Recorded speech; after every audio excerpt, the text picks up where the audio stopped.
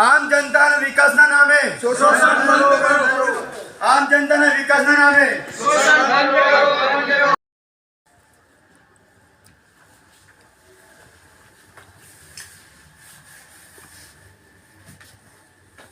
રાજ્યમાં 30 વર્ષની ભાજપ સરકાર છે અને જો એ જ ભાજપ સરકાર દિલ્હીમાં જો ચૂંટણી પ્રચારની અંદર જો સંકલ્પ પત્ર બહાર પાડી કહેતી હોય કે અમે ફ્રીમાં રેવડી આપીશું, આ કેજરીવાલની જ્યારે ફ્રીમાં રેવડીની વાત કરતા હતા, તો આજે એ જ કલ્યાણકારી યોજના દિલ્હીમાં લાગુ કરવા જઈ રહી છે ભાજપ સરકાર, તો ગુજરાતમાં કેમ નહીં? તો એને લઈને અમારે ખાસ આમ જનતાનો ગુજરાતનો પ્રશ્ન છે કે ગુજરાતની અંદર શિક્ષણ ફ્રી, આરોગ્ય ફ્રી, 300 યુનિટ સુધી વીજળી ફ્રી. ગુજરાતની 30 વર્ષની ભાજપ સરકાર છે તો 500 રૂપિયા ગેસનો બાટલો ક્યાં છે? દિલ્હીમાં જો આપવા માંગતી હોય તો ગુજરાતમાં કેમ નહીં આપવાની? શું અમે ગુજરાતના જનતા ટેક્સ નહીં ભરતી? એને લઈને અમારું આવેદનપત્ર છે ને આ આવેદનપત્ર માન્ય કલેક્ટર સાહેબશ્રી, માન્ય રાજ્યપાલ સાહેબશ્રી, માન્ય મુખ્યમંત્રી સાહેબશ્રી, માન્ય વડાપ્રધાન સાહેબશ્રી, માન્ય રાષ્ટ્રપતિ સુધી પહોંચાડવાની સુવિધા આપના સાહેબ શું થાય છે? તમારું આવેદનપત્ર છે ને આજે અમે મોકલી દઈએ છીએ કલેક્ટર સાહેબને વિગતવાર, બરાબર, રજૂઆત સાથે. અને તમારે જોવું તો જોઈ લો, શહેરો પણ માંગી દઈશ. જી પ્રેક્ટિકલ થાય ને તમે એટલું ફોટો પાડી દો.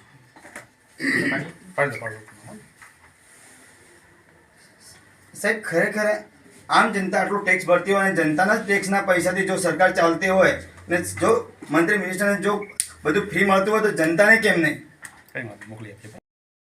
અમે અમીરગઢ તાલુકા લેવલે આમ આદમી પાર્ટી તરફથી આવેદનપત્ર મામલતદાર સાહેબશ્રીને આપ્યું છે અને આવેદનપત્રની અમારી માગણી એક જ છે કે ગુજરાતમાં છેલ્લા 30 વર્ષથી ભાજપ સરકાર સત્તા પર છે અને કેન્દ્રની અંદર 10 વર્ષની સત્તા પર છે અને હાલ દિલ્હીની અંદર ચૂંટણી પ્રચાર ચાલી રહ્યો છે.